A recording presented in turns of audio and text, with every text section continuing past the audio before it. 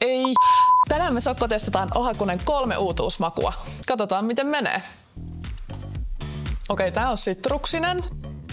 Tää on sit taas makeempi. Kyllä mulla on vähän sellainen fiilis, että tosta tuli sellainen orange vanilla maku läpi, joten mä arvaan sen. Hedelmäinen, eksoottinen. Ehkä tulee vähän sellainen tropiikin fiilis. Kesä. Tää voisi olla Summer Lemonade. Ja sit mä sanoisin, että Cloudy Lemonade tulee ekana, koska se oli raikas ja sitruksinen.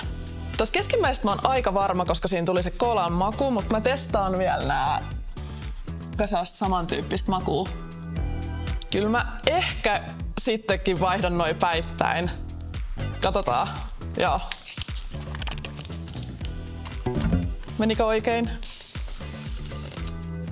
Ei. Eli mä olin siis aluksi oikeassa, mutta nämä on kaikki ihan huikean makuisia. Löydä omassa lähikaupasta tänään. Käy testaa Ohakuneen.